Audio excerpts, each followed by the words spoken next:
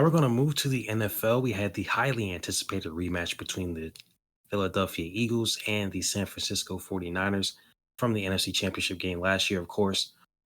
The Niners would not shut up about the fact that they did not have any quarterbacks, of course, losing literally everybody. Christian McCaffrey had to play quarterback at some point.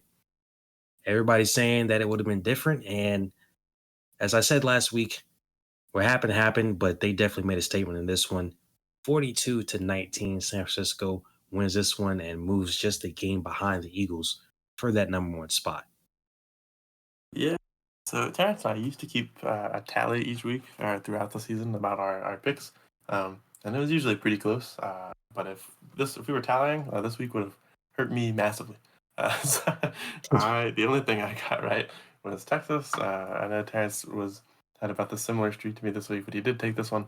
I took the Eagles, and I do feel in my heart of hearts that I was still somewhat correct. As I said, if it was a close game, the Eagles would be able to persevere. The only time this game was close to the Eagles was when it was like 6-7 in the second quarter. After that, it was over.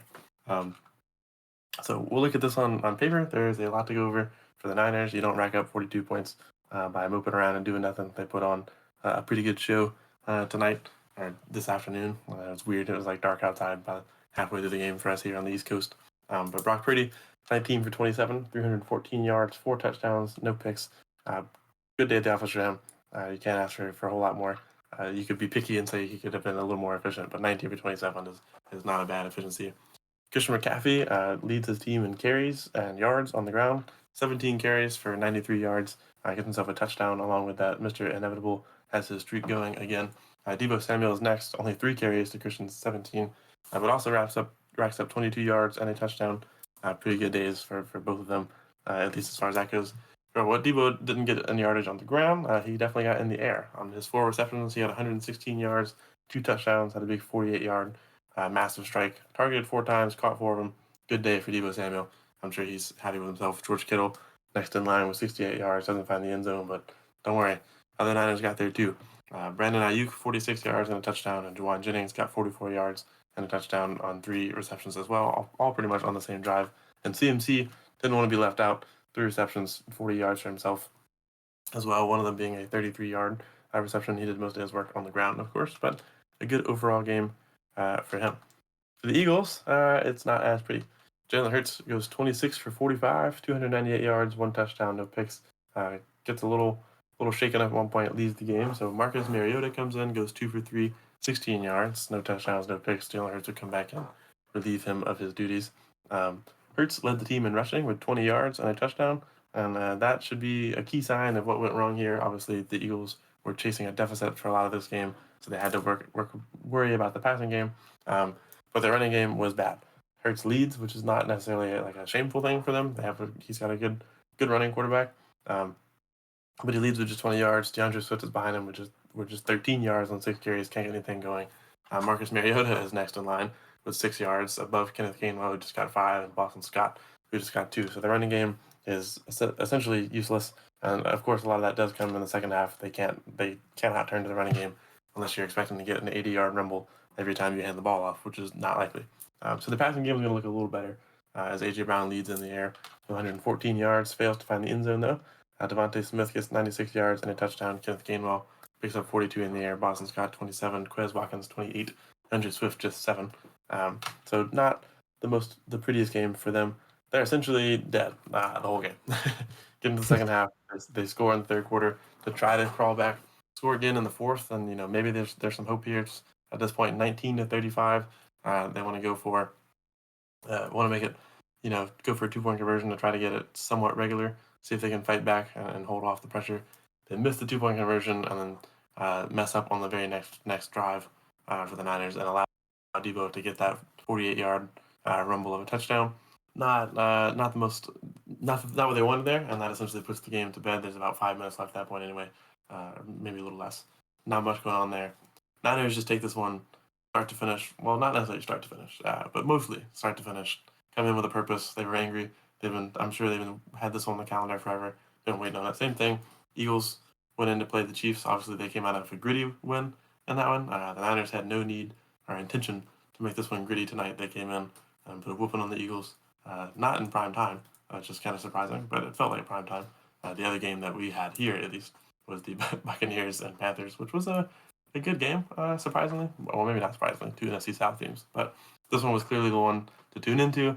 And the Niners showed a lot of people who tuned in here on the East Coast that they meant business and they want that NFC title this year. But this is not a playoff game, so we'll see how we get when we get to that type of intensity. Niners have maybe convinced me here, though. They've done a lot of good work since that 3-0 skid. Have not lost, or 0-3 skid. Have not lost again since then. They're now 9-3. They're staring at the one seed, I'm sure, with a good taste in their mouth. Yeah, because of course, they've got wins over the Philadelphia Eagles, who right now is still number one, and the Cowboys, who could be number one if they win the division. If they don't, obviously they'll be down at five. And then the Niners do not play the Detroit Lions this year, so that one you won't have a tiebreaker scenario, but they definitely put themselves in pretty good position, especially if the Eagles end up losing to the Cowboys next week. So with that being said, this game pretty much was kind of a game in stages here. It's literally a quarter by quarter game. You can break it down that way, because first quarter, pretty much the Eagles had to be kind of frustrated here because they pretty much moved down the field with ease. And I'm like, man, are the 49ers really about to get just manhandled here on defense? It's like, dang. But both drives, when they finally got to the red zone, couldn't do anything, couldn't score, get in the end zone at least. And both times, 12 play drives ended in field goals rather than touchdowns. So that's a huge win by the Niners defense, especially when your offense wasn't helping you out because two straight drives to start for them. On the other hand, three and outs, and -2 and -4 yards on each of those drives to start. So even though the Eagles weren't punching in, it was like, okay, they're at least getting down the field. They're just not having the best time getting into the end zone, of course, but they're at least getting down the field, pretty much going all over this defense. On the other hand, the Niners offense couldn't get anything going. It looks like the Philly defense was going to be much better that day. So it was like, okay, first quarter, if I can't remember the exact tally, but I want to say it was like, I think it's like -6 yards in the first quarter for the 49ers, and then like 86 or something, 90, something like that for the Eagles in the first quarter. So it was like literally complete discrepancy from one team to the other. But then you go to the second quarter, and that's where things kind of flip. Eagles don't score a single point. They do nothing in the quarter, just have punts, and then run up the end of the half. They got some boos, of course, by the Boo Birds, the fans out there. They are. I text you during the game. I'm just like, the Eagles fans got to relax. Like, you're 10-1. Chill out. Just mind you, now they were only down 14-6. So it's like, relax. Of course, you expected that boo when they got beat by 30 something later in the game, but no, they were booing when they were down like 8 points. Like, it is crazy. But a complete flip in the second quarter. Offense finally starts to get going for 49ers. They have their own long drive, 11 for 85, a touchdown, and a 10 for 90 and a touchdown. And now you're starting to see that 49er offense that we've kind of expected.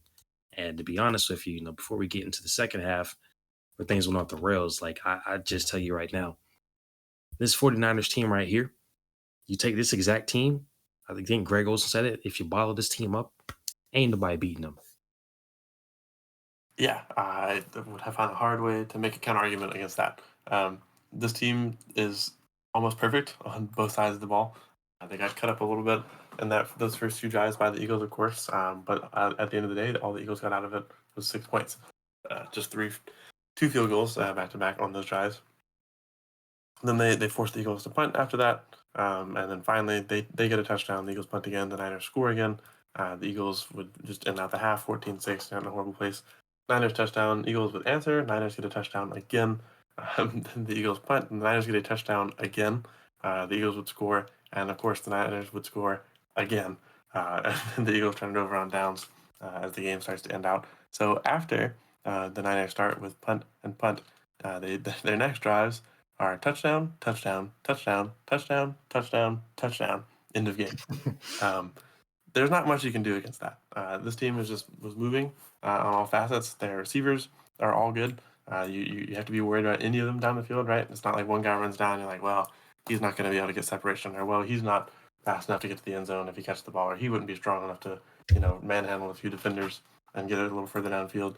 They're all good. As proven, all these guys get 40 yards in the air. Some of them were just 3 receptions. They move pretty well. Juwan Jennings moves well. Brandon Ayuk, we know, is really good. Deebo Samuel had a big day. George Kittle, big, strong, tall receiver. Can't do much against him. The defense is stout. They just held one of the best offenses to 19 points, and they did it in kind of an embarrassing way. The Eagles put up a 19 that felt like they should have less somehow, right? And they could have had 20 or 21 based on how that conversion went. But it just felt like after this game was over, it's like, oh, they got 19 points. I thought they did worse than that. It's a rough one for the Eagles. That defense showed out and did what they needed to do. Their punter, we're going to talk about all facets of the game, did pretty well as well. Mitch Wisnowski put the Eagles in tough positions the 2 times that they did punt. Otherwise, he didn't have to do a whole lot in this game. The Niners had a field day on that one. But this was a game. this is a game for the Niners to come out and show the world that they are a legit team. And I do think if you bottle this team up, this offense, this defense, this special teams, you put them up against the Cowboys, as we've already seen, it's not going to go well. The Lions, you put them up against the Ravens, Chiefs, Dolphins, Jaguars. It's hard to say that I would take any of those teams over them. Of course, we did pick the Jags over the Niners that 1 week. That was right off of their losing streak. A bit of a prisoner of the moment type of thing. We saw how that could go with the Niners at full strength and firing on all facets. It's hard to say that this team does not look like the Super Bowl favorite right now. I do have to, bring it back and say they've looked like that a few times and haven't made it. They get up in there. Jimmy G starts to put a whooping on the Chiefs, and then the Niners celebrate in the end zone, and somehow everything collapses from there. Last year, somebody put black magic on them, and a plague goes through their QB room, and they end up going out to the Eagles on that one. So, I don't want to say that it's a lock. The Niners are Super Bowl champs here, but it's hard right now as we sit through the end of this week to say that they don't look like the team that would win it all. If you took this team, bottled it up with how they performed, and placed them against any other team's peak, I just think that the Niners' peak is a bit higher, and it would take a lot more work from the other teams to beat them. The Niners do have a weakness, and I think that weakness is just being down a certain amount. Once it becomes a shootout, I think the Niners sometimes falter and aren't the best team to be able to hold off and survive the shootout. But they're very good at being sure that it's not a shootout.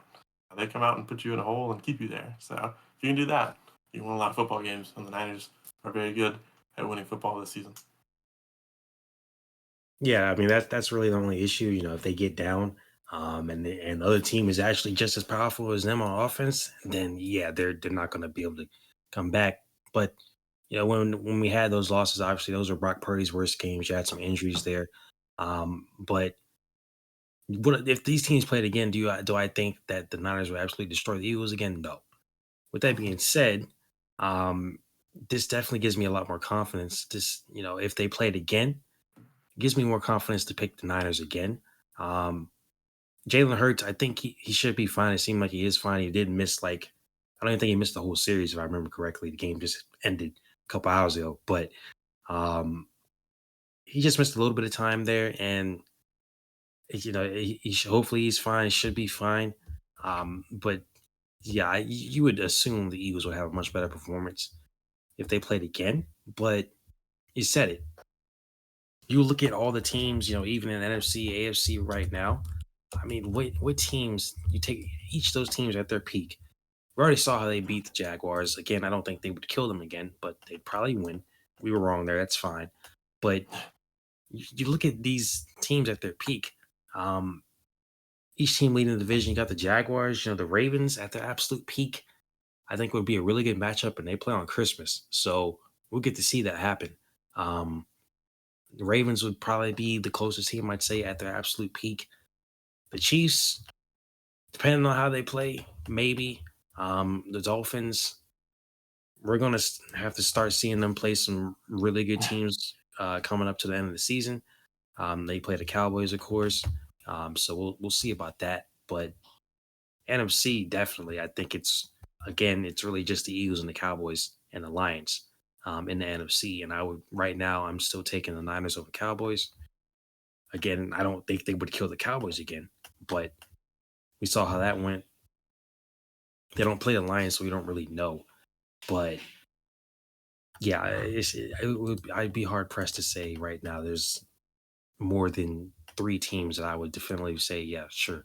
The Niners would not be able to keep up with them, or vice versa. This team would be able to keep up with the Niners throughout an entire game.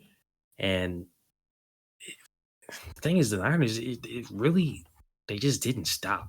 They once they got going, it was literally like you said, every single drive was a touchdown until that last drive at the end of the game when they were just kneeling it out, just running the ball just to get the thing going to get out of there.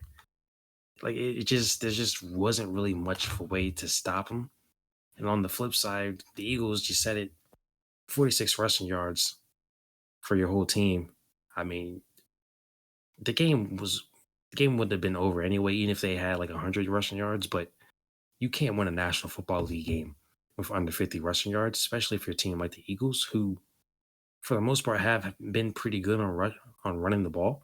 So yeah, I mean, you get Christian McCaffrey going on the ground and receiving like he was past year and a half now, just like he was before the injuries in Carolina. Debo Samuel doing his thing, George Kittle getting him involved, Brandon Ayuk, Jennings even. I mean, it's just not really many ways to stop them once they start getting going. And as long as they really don't turn over the ball and they're able to get that lead and just keep it going, there's not many teams that'll be able to match these guys going forward.